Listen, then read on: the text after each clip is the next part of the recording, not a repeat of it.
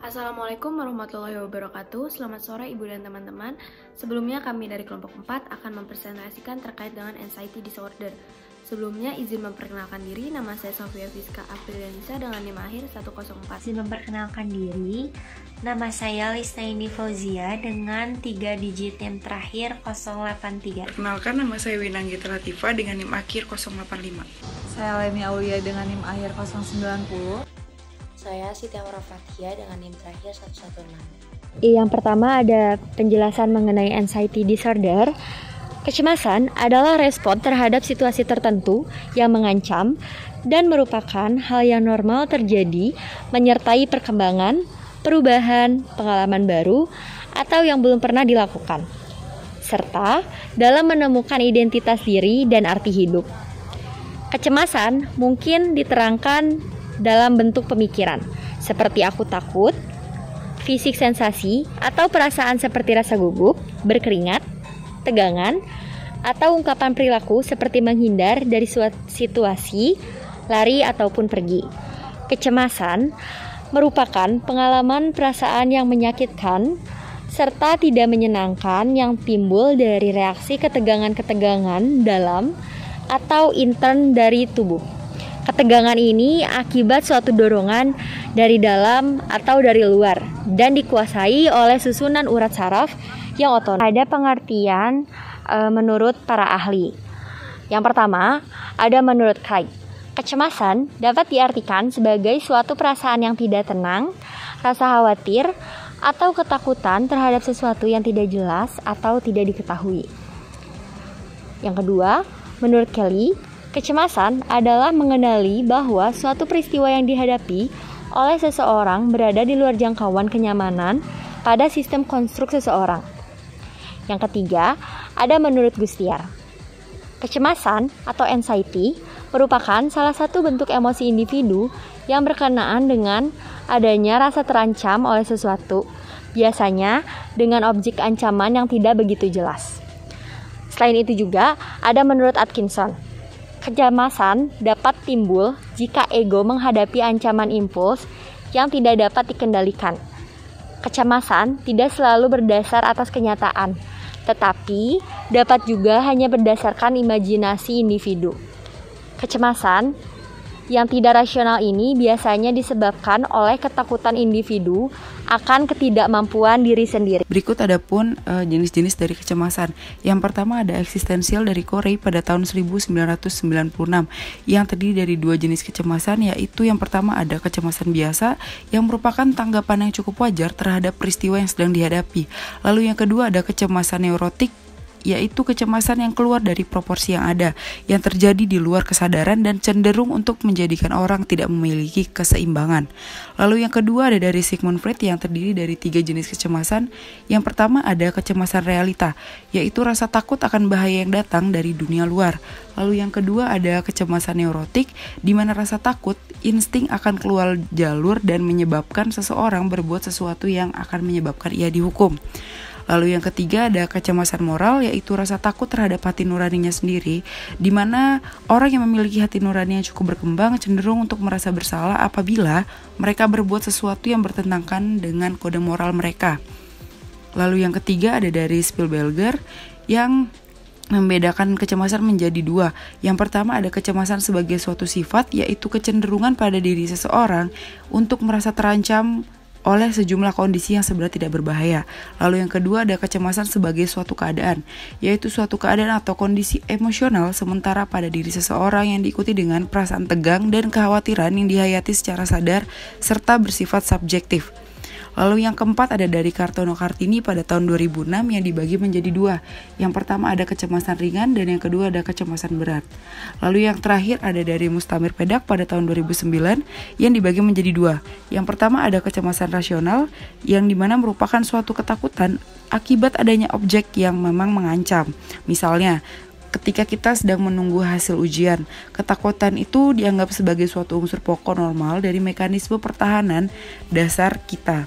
Lalu yang kedua ada kecemasan irasional, yang berarti bahwa mereka mengalami emosi ini di bawah keadaan-keadaan spesifik yang biasanya tidak dipandang mengancam. Beberapa kelompok gangguan kecemasan antara lain panik. Serangan panik dapat mulai tiba-tiba dan menyebabkan kekhawatiran, rasa takut atau teror.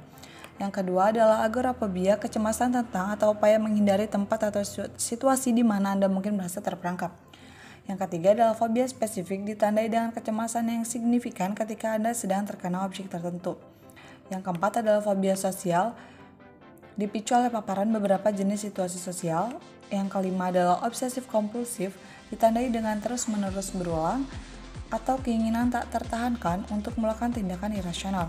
Yang keenam adalah post-traumatic stress disorder, ditandai oleh perasaan bahwa Anda kembali mengalami suatu peristiwa yang sangat traumatis. Yang ketujuh adalah gangguan stres akut, ditandai dengan gejala mirip dengan pasca traumatic stress disorder. Yang kedelapan adalah gangguan kecemasan umum, ditandai oleh kecemasan dan kekhawatiran berlebihan tentang sesuatu hal yang besar atau kecil. Yang kesembilan adalah gangguan kecemasan karena kondisi medis, ditandai dengan menonjolnya gejala kecemasan yang secara langsung disebabkan oleh masalah kesehatan fisik. Yang ke-10 adalah gangguan kecemasan karena obat terlarang. Yang ke-11 adalah gangguan kecemasan pemisahan, di mana gangguan masa kanak-kanak ditandai dengan kecemasan yang berhubungan dengan pemisahan orang tua. Yang ke-12 adalah gangguan kecemasan tidak spesifik, adalah istilah untuk kegelisahan menonjol atau fobia yang tidak memenuhi kriteria. Selanjutnya ada rentang respon tingkat kecemasan. Yang pertama itu ada ansietas ringan, berhubungan dengan ketegangan dalam kehidupan sehari-hari dan menyebabkan seseorang menjadi waspada dan meningkatkan lahan persepsinya. Lalu yang kedua ada ansietas sedang, memungkinkan seseorang untuk memusatkan perhatian pada hal yang penting dan mengesampingkan yang lain, sehingga seseorang mengalami perhatian yang selektif tetapi dapat melakukan sesuatu yang lebih terarah. Lalu yang ketiga ada ansietas berat, sangat mengurangi lahan persepsi seseorang, adanya kecenderungan untuk memusatkan pada sesuatu yang terinci dan spesifik dan tidak dapat berpikir tentang hal lain. Semua perilaku ditunjukkan untuk mengurangi ketegangan. Lalu yang keempat ada tingkat panik dan ansietas berhubungan dengan ketakutan dan merasa diteror, serta tidak mampu melakukan apapun. Lalu ada faktor predisposisi. Faktor ini dibagi beberapa macam. Yang pertama yaitu ansietas adalah suatu perasaan takut akan terjadinya sesuatu yang disebabkan oleh antisipasi bahaya dan merupakan sinyal yang membantu individu untuk bersiap mengambil tindakan menghadapi ancaman. Lalu ada faktor biologis. Otak mengandung reseptor khusus untuk benzodiazepine. Reseptor ini membantu mengatur ansietas. Lalu ada faktor psikologis. Faktor ini dibagi juga beberapa macam. Yang pertama itu yaitu pandangan psikoanalitik. Ansietas adalah konflik emosional yang terjadi antara dua elemen kepribadian id dan superego. Lalu ada pandangan interpersonal. Ansietas timbul dan perasaan takut terhadap tidak adanya penerimaan dan penolakan interpersonal. Lalu ada pandangan perilaku. Ansietas merupakan produk frustasi, yaitu segala sesuatu yang mengganggu kemampuan seseorang untuk mencapai tujuan yang diinginkan. Lalu Freud mengemukakan bahwa lemahnya ego akan menyebabkan ancaman yang memicu munculnya kecemasan. Freud berpendapat bahwa sumber ancaman terhadap ego tersebut berasal dari dorongan yang bersifat insting dari id, tuntutan dari superego. Lalu ada gangguan fisik. Gangguan fisik yang dapat menyebabkan ansietas adalah antara lain gangguan otak dan saraf, seperti cedera kepala, infeksi otak, dan gangguan telinga dalam gangguan jantung seperti kelumpuhan jantung dan irama jantung yang abnormal, gangguan hormonal seperti kelenjar adrenal atau tiroid terlalu aktif, gangguan paru-paru berupa asma, paru-paru obstruktif kronis atau COPD. Lalu ada sosial budaya. Ansietas merupakan hal yang biasa ditemui dalam keluarga. Ada tumpang tindih dalam gangguan ansietas dan antar gangguan ansietas dengan depresi. Faktor ekonomi pun latar belakang pendidikan berpengaruh terhadap terjadinya ansietas. DSM-4 membagi kecemasan menjadi 7. Yang pertama yaitu gangguan panik dengan atau tanpa agorafobia. Gangguan panik ditandai dengan adanya serangan panik yang tidak diduga dan spontan yang terdiri atas periode takut intens. Gangguan panik disertai dengan agorafobia, yaitu rasa takut sendirian di tempat umum. Gangguan panik ditegakkan sebagai diagnosis utama bila tidak ditemukan adanya gangguan kecemasan fobik. Lalu yang kedua ada agorafobia tanpa riwayat gangguan panik. DSM-4 menyatakan agorafobia tanpa riwayat gangguan panik didasarkan pada rasa takut akan ketidakmampuan mendadak atau gejala yang memalukan serta penghindaran situasi yang disadarkan pada kekhawatiran terkait gangguan medis. Lalu ada fobia spesifik dan sosial. Fobia spesifik adalah adanya rasa takut yang kuat dan menetap akan suatu objek atau situasi. Fobia sosial adalah adanya rasa takut yang kuat dan menetap akan situasi yang dapat menimbulkan rasa malu. Lalu ada gangguan obsesif kompulsif. Gangguan obsesif kompulsif sedikitnya ada satu pikiran atau tindakan yang tidak lagi dilawan oleh penderita paling sedikit 2 minggu berturut-turut. Lalu ada gangguan stres pasca trauma, suatu sindrom yang muncul setelah terlibat di dalam atau mendengar stresor traumatik dan dibayang-bayangi atau bermimpi kejadian traumatik tersebut berulang-ulang dalam kurun waktu 6 bulan. Lalu ada gangguan stres akut. Terdapat ketertarikan antara waktu kejadian yang jelas antara terjadinya pengalaman stresor luar biasa dengan onset dari gejala, biasanya setelah beberapa menit atau segera setelah kejadian dan baru menghilang setelah 3 hari. Lalu yang terakhir ada gangguan kecemasan menyeluruh. DSM-4 menyatakan kecemasan menyeluruh sebagai kecemasan dan kekhawatiran yang berlebihan mengenai beberapa peristiwa atau aktivitas hampir sepanjang hari selama sedikitnya 6 bulan. Penyebab kecemasan. Penyebab kecemasan dibagi menjadi 4. Yang pertama, ada teori psikodinamik yang dimana berfokus pada ketidakmampuan ego ketika terjadi konflik antara id dan superego. Kemudian yang kedua ada teori kognitif.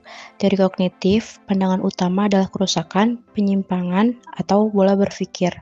Kemudian yang ketiga ada teori biologis. Teori biologis yaitu genetik. Menggunakan kriteria DSM-3 yang ditemukan oleh gangguan kecemasan 5 kali lebih umum, 19,5% dibandingkan 3,5% di antara saudara pasien dengan gangguan kecemasan dibandingkan dengan kelompok kontrol. Kemudian yang keempat ada neurobiologis.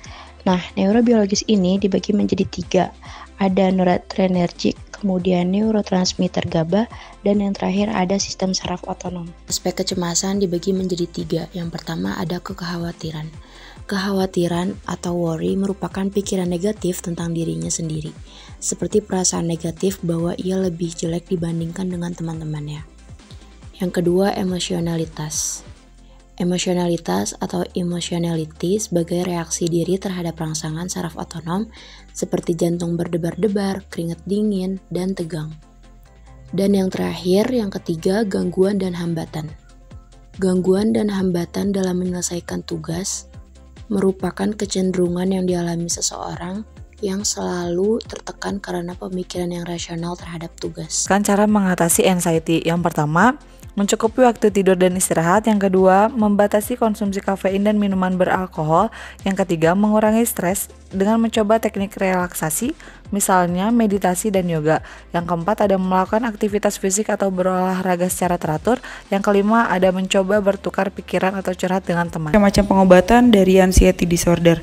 Yang pertama, kita bisa melakukan psikoterapi, di mana langkah penyembuhan berupa konseling rutin ke psikolog atau psikiater agar pasien dapat mengelola emosinya dalam kehidupan sehari-hari dari kecemasan yang berlebih. Lalu yang kedua ada terapi pendukung, di mana kita bisa melakukan aktivitas pendukung dengan yoga atau melakukan meditasi. Pengobatan alternatif ini berfungsi untuk mengelola stres dan mengobati kecemasan. Lalu yang ketiga dengan cara pengobatan medis. Obat-obatan yang direkomendasikan oleh dokter untuk penyembuhan anxiety disorder tetapi tidak memperbaiki gejalanya.